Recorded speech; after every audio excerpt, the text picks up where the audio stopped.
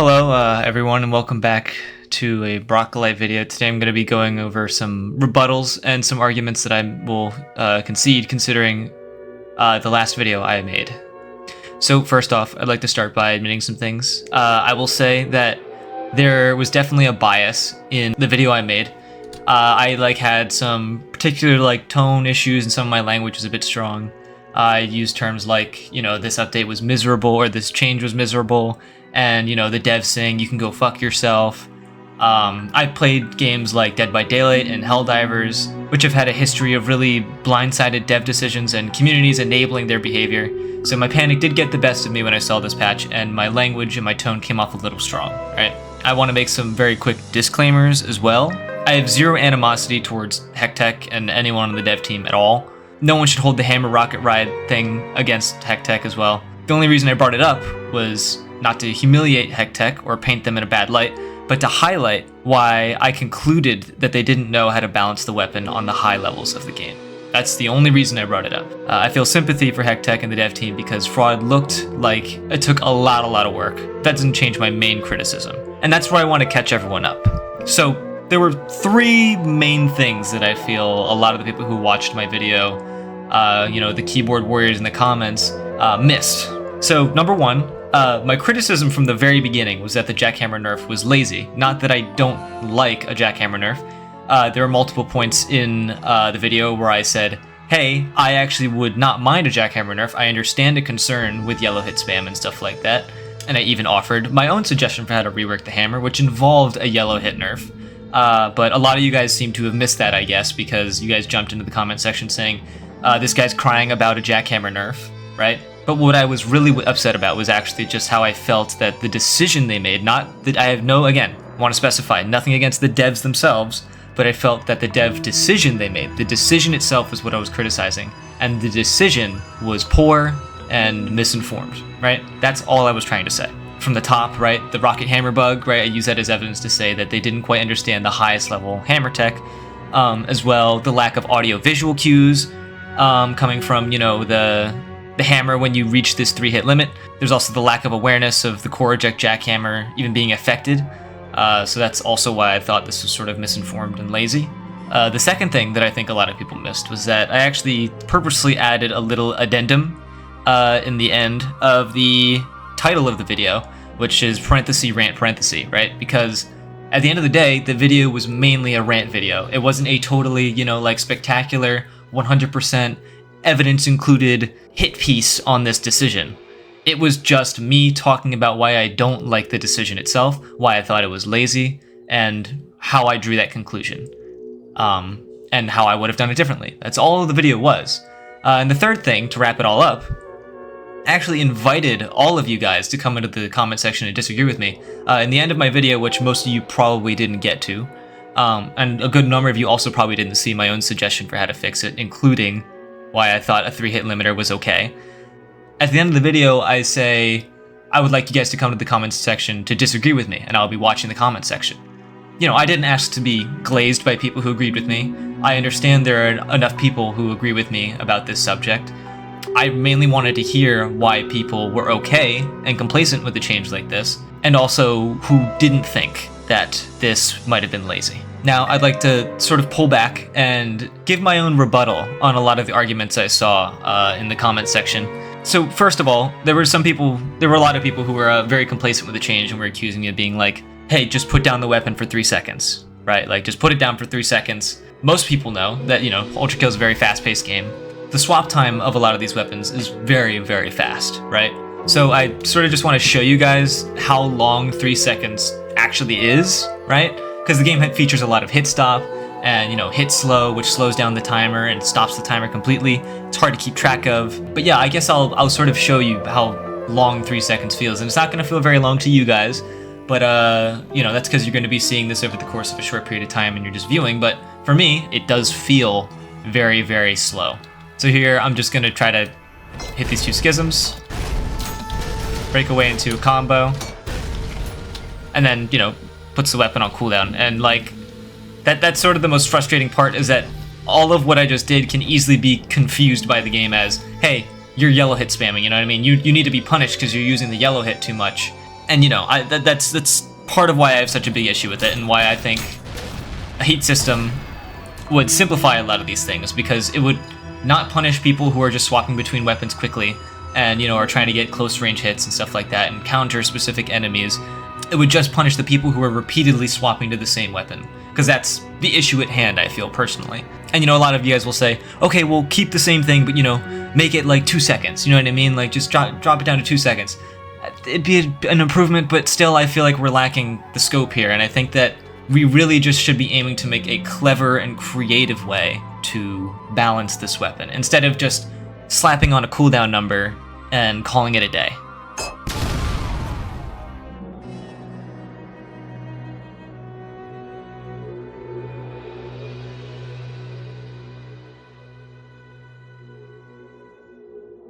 And again, like I brought up in my previous video, it's very frustrating when the cooldown on your weapon from yellow hits doesn't reset when going to other hammers. So, like, you know. Right, and the hammers are on cooldown. I'm currently running the sawed-on shotgun because I feel triple hammer just doesn't work anymore, at least on, like, the higher levels of the game. So, you know, that's to explain why I'm not running the sawed-on jackhammer. One of the most common arguments I saw when I was in the comment section was like, yellow hit spam is just so oppressive. It's like this thing that can be used anytime you want, and it's really consistent and easy damage, right? And to that I have to say, against which matchups, right? I'm coming from a cyber grind environment, right? Where there's a lot of dynamic play between enemies interacting with each other and yourself and the environment, right? So to me, it seems like there are a lot of enemies that the hammer counters, and there are a lot of enemies that the hammer doesn't counter, right? So the hammer does have a broad niche that it fills, and a broad niche it doesn't fill. For instance, enemies like Powers and Providences and Mind Flayers and Ferrymen, the hammer struggles a lot against because those enemies are very quick, they move erratically, especially the Providence is basically like a direct counter to yellow spam. You just straight up can almost not do it if you're like 20 units away from them or whatever. And the power is constantly moving around and trying to draw your attention. Mind Flayer is teleporting, Ferryman is fast. There's also enemies that are just hard to hit, right? That make it difficult to use the hammer but are very doable with enough practice. For instance, like gutter tanks and Cerberus, right? Cerberus are very slow, but whenever they do an attack or they lunge, especially while they're radiant, they lean forward and it makes it hard to do a whiplash attack on them, right? You'll just sometimes hit over them if you're not expecting an attack like that. And it makes it hard to do yellow hit spam. And the gutter tank, obviously, when you come within a close proximity, he'll just punch you away if you're not careful. And it will void all of the fodder from this equation as well, because the hammer, if you're using the hammer on fodder, you're doing a challenge run in the campaign, just excluding that. And then there are obviously enemies that it does counter, like the Insurrectionist, who attacks once every 4 seconds, you know what I mean? Like, during any of this time, I can easily be getting a yellow hit spam combo. And that's why in my Jack Shots video, I'm featuring the Insurrectionist as my target, because it's the easiest target to land this against, you know what I mean? Even still, he's got counterplay, right? As in counterplay to, doing repeated yellow hits, but, I digress, you get the point. Enemies like Maurice, which has an inherent damage modifier from jackhammers, he takes 13 damage from yellow hits, you know what I mean? Not gonna count that in the equation. He also dies to literally everything, like, shotgun swapping and nails. Gutterman also dies to literally everything, right? It's pretty easy to counter the Gutterman with, like, everything. He just doesn't fight back at all. Same with Swords Machine. With Swords Machine, you're basically just going to be kiting him around the map, because he's mostly mainly focused and all of his attacks are parryable. Basically any weapon can take him out. Hideous Mass definitely can be nice to hit him with the hammer. He turns pretty erratically, and it's hard to get a whiplash on him unless you're pretty accurate. There's enemies like the Virtue, which the hammer inherently counters. A red hit can easily put the Virtue away, and that's not changing anytime soon, by the way. That interaction, not going to change. But you know, there's also really creative and interesting ways to deal with virtues with yellow hits, right? Because you can't normally hit him because you get knocked back by the explosion, right? So like, you have to be very creative with your approach to dealing with a virtue like that, right? And then, you know, sentries, pretty easy to deal with if you know what you're doing, right? You can one-shot them as well. And, you know, I'm not even going to talk about Radiance. We're just going to exempt Radiance from this, even though Radiance makes this a lot harder to do yellow hit spam, right? We're just not going to talk about Radiance. We're talking about specifically, probably, from what I'm getting from this yellow hit spam thing, intermediate levels of the game. On the level of, like, you know, if you just walk up to an enemy and spam the chainsaw on an enemy, like this,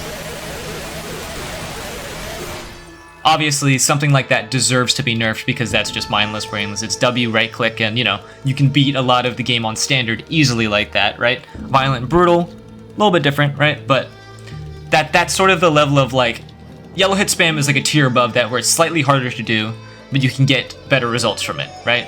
That's sort of how I see yellow hit spam, and that's why I understand that yellow hit spam should have some tweaks, right? Again, my own heat systems, putting that right there. I think the heat system is perfect. I think it balances the yellow hit limiter while also including other mechanics of the hammer into the equation so that you have to be creative and clever in balancing these mechanics with a simple heat system. But again, it's very important to consider the matchups in all of these scenarios because there are matchups where the hammer isn't strong against, and there are matchups where the hammer is strong against, right? The hammer isn't the one size fits all. The hammer isn't going to be easy to use on every enemy, right? It's very important to include this information in why it feels oppressive to have this yellow hit nerf without any compensation. Now, there's actually only one person, McCatter, strong player in the ULTRAKILL community, who brought up this argument, like, hey, like, the damage from the yellow hit spam, 10 DPS. You're correct, it's not that powerful. The thing that makes the hammer powerful is the movement, right? And honestly, that's the most compelling argument I've heard so far. And for the most part, I agree. If we take a gutter tank, for instance, and I just do like a yellow hit on him, right? My back blast will take me out of the range of the gutter tank, and I won't get punished for it. Usually, you know, I have to be clever about it. But that is to say that the movement of the hammer can get you out of danger in a lot of scenarios, which can make a lot of hits feel unpunished, right? Like if you get greedy and go for a hit, that hit will be unpunished, right? I feel like that doesn't fully apply to yellow hit spam, and like I'll turn on like no weapon cooldown so that, you know, you can see what that looks like.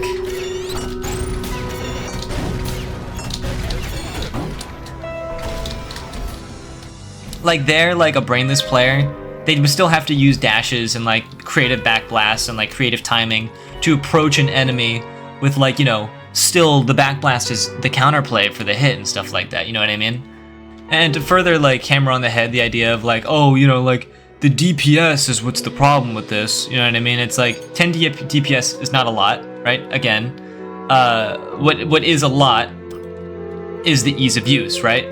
Because like, look, I'll take a simple P-boost spam with a rocket inclusion, right? Right? That's also high DPS. You can do it while standing still. You don't suffer the hard damage or style loss from spamming a hammer. The only difference is that it's a little bit harder to do because it's at a range and you have to aim, right? You know, there's a little bit more precision in it. It's a projectile. It's not a hit scan melee, right? The only difference between that DPS and the DPS of the hammer, these like are identical, by the way. And look, I won't even mention the fact that, you know, P-boost spam, it's an explosion, so, you know, you can hit multiple enemies with it, and if you're kiting enemies correctly, you know, you can get a lot of good value that way. That's what we call good macro, right? Macro versus micro, which actually, I'll lead that into my next subject here. What is macro and what is micro when it comes to ULTRAKILL, or like really any FPS anyway? Macro is the difference between being this close to a swords machine, right? Where the swords machine has the most advantages and it's able to hit me as many times as it needs, and being this far away from a swords machine, where the swords machine can only attack me with its shotgun attack or its thrown sword, right? So it has less attacks, more predictable attacks that way. Same with the gutter tank, right? I can completely ignore a gutter tank from around this far away, right? Its rockets are very, very inaccurate, very bad at tracking you, and they're very slow.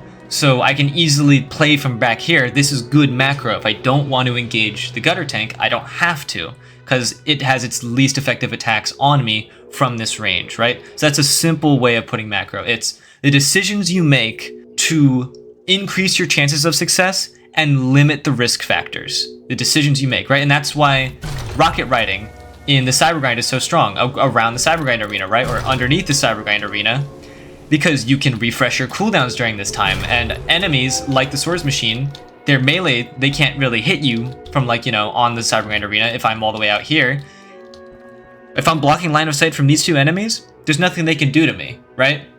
They can't see me, they can't attack me. Now that's different when we talk about an Insurrectionist, or if we talk about a Virtue, right? Very different if we talk about these specific enemies, because Virtues can hit me from anywhere on the map, and you have to deal with them. There's no real range counter to them. An Insurrectionist, for instance, right? Like, they can jump really high in the air and get really good line of sight on you. A lot of their attacks are like cleave attacks, where they can hit you behind walls and underneath the map still. There's a lot of enemies that ignore this rule versus enemies that don't, right? So that's what good macro is. Now, what's good micro, right? Micro is the decisions you make during combat that give you an active advantage, that actively reduce your risks, and that actively deal damage, right? So, like, micro would be something like P-boost spam, right? If I take this gutter tank and I spam him with P-boost and rockets, right? This is good micro because I'm dealing a consistent flow of damage with explosions, and I can manipulate enemies with good macro by kiting them into areas clumped on top of one another to deal more explosion damage. And the good micro decision there would be to use my explosions, because I can get more value by using an explosive that can target most enemies, right? So that's what good micro would be, for instance. Now, P-boost spam has really good macro and really good micro, right? Because you can kite a lot of enemies into getting a lot of explosion of value. And, you know, with the rocket inclusion, you can also cut down the timer and, like, save some feedbacker, punch exhaustion. And that would be, you know, good micro, right? Is including that rocket. Even better is if, you know, if you can put the Firestarter rocket launcher in your first slot, you can spray oil on top of enemies for extra damage between your P-boosts, right? So that would be really, really nice. That you're far surpassing at that point the damage of a single target yellow hit spam. You're getting more style, right? More damage to more enemies, right? At almost no cooldown, and you don't even need to be next to the enemy to get the value, right? The only thing you miss out on is healing. And for instance, the freeze frame rocket launcher, right? A FUP, that's just an enhanced large 7 damage explosion that can deal a lot of damage to a lot of enemies that you're kiting, right? A good micro application to a good macro strategy, right? Do you see where I'm going with this? And then rocket riding as well, right? You can use this to escape a situation to minimize the active risk, but you can also use it to refresh your cooldowns on the side of the map, or wait out hard damage on the side of the map, right? And that would be a good macro play, because then that lets you engage later on. You're investing that time into other things. Coming back to yellow hit spam, the micro of the yellow hit can be very strong for dealing with enemies like sentries and Maurices and Virtues, when you try to land a really quick one-shot on one of these difficult enemies that can really ruin one of your runs in the Cybergrind, for instance. Though, unlike a lot of the attacks in this game, again, it doesn't have explosion value, so it won't be dealing a lot of group control, so you can't really reap the benefit of any macro plays associated with that, right? You're focusing strictly on single target. But when it comes to macro, the backblast can be used really nicely in order to reorient yourself and get yourself out of danger when going for a greedy hit. And this gets brought back a little bit when it comes to using yellow hit spam, especially with the Whiplash, because you are sort of canceling your backblast frequently and trapping yourself within a consistent and predictable combo. For a lot of enemies like Mind Flayers and Virtues and Insurrectionists and Providences to easily find you stuck in that loop and punish you accordingly. And that's without even mentioning the fact that you're losing a lot of style in doing so, and you're also gaining a lot of hard damage because you're losing style and taking damage potentially. All this to say that the only strength yellow hit spam has is the fact that it is easier to use than it is for other things, right? And again, that is the thing we should be targeting. We should be targeting the strategies that are the easiest. Again, that's why melee chainsaw got nerfed, is because it's really easy to sit in front of an enemy and just get the free heal, right? So that's why it feels to me that it is really oppressive for the nerf to be, okay, triple jackhammer users, if you like chaining your hammers next to each other with a mechanic that we created, by the way, that enables you to use multiple hammers next to each other in sequence, right? If you don't know, every time you use a hammer hit, if you swap to another hammer or the same hammer, the swap time is actually reduced to 0.5 seconds. So originally it takes 0.9 seconds to draw and attack with the hammer, but if you swap to it again, it takes 0.5, right? That's a built-in mechanic in the weapon, and that's why it frustrates me to see this oppressive nerf, which seemingly is aware of this fact, because that's what makes yellow hit strong, is if you just keep cycling to the same hammer, you keep cycling to a hammer, you're using that 0.5 second swap time so that you can keep doing the yellow hits, right? And that's why it saddens me that if you try to utilize that 0.5 second swap time in a creative and interesting way with tech and whatnot, you're punished for it. And I really don't like seeing that, because that punishes both bad players who use the yellow hit spam and good players who make use of it with creative tech, like, like doing core jams or, hit stop pumps and pump caches, right? Like, you can't do all of this cool creative hammer stuff anymore without being put on an abrasive 7-second cooldown on all of your hammers.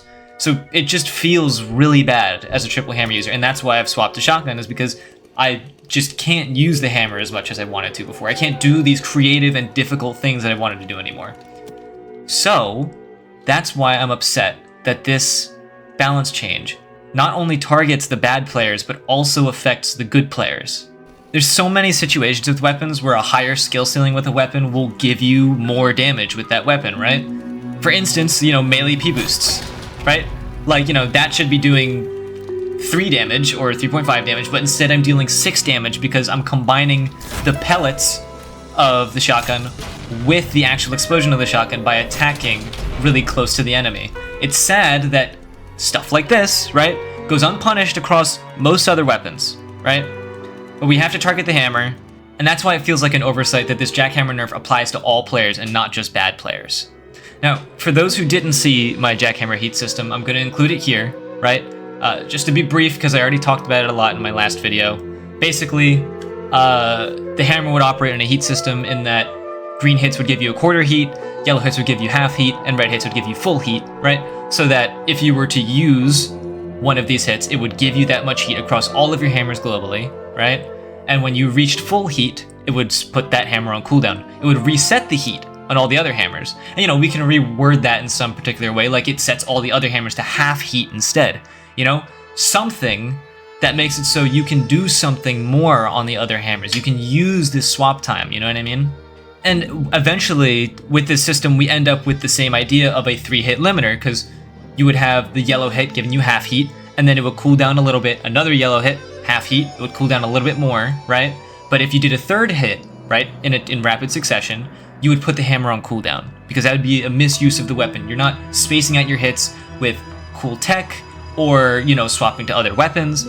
Something like this could also be very intuitive to the player. They can see, like I said, heat coming off the weapon, or, the pitch of the hammer hit rising every time you hit, so that you can associate it with using the weapon improperly or excessively.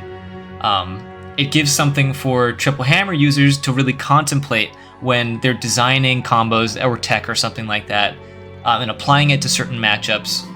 And as a small addition to that, someone actually suggested a cool little shotgun hammer synergy in this situation, which is if you shoot with the shotgun, since the shotgun shoots condensed heat pellets, that shooting with the shotgun would reduce some of the heat on the hammer, right? So maybe we can make it so the hammer's heat actually goes down really, really slowly after repeated use. But if you have a shotgun in that loadout, your hammers can actually be used more frequently, right? So triple hammer users get what they want, and people who use more shotguns in their build than not also get to use their hammer more. It also gives a reason to actually stray from triple hammer or triple shotgun, because there is a big gap between those two things right now. Again, I'm going to conclude this video, and I really want you guys to be able to join the comment section and have really constructive conversations about this. Obviously, I've calmed down a little bit since then, right? I've always trusted that the devs would be able to fix this, right? I just really wish they didn't stray so far in the first try. That's it. Again, that was the only criticism I was making, is that it was lazy. Most people agree that some of the aspects of fraud were rushed. And again, they have all the time they need to fix that stuff. I'm not upset about that. I loved fraud. I could tell there was so much effort and a lot of really cool content. But yeah, if I see you guys in my comment section, some people were doing this. Don't berate each other for having opinions, right? You know, don't focus so much on like L plus ratio, like this guy got more likes because he had a different opinion than you and we thought it was more right. This is supposed to be an open, free discussion for everyone to be able to share their thoughts, agree and disagree without any hostility or mocking, right? So let's try to facilitate that environment. I will be trying to do that myself. I hope you could watch to the end of this video to be able to hear this message. But yeah, other than that, I will see you guys in my next video next week. So goodbye.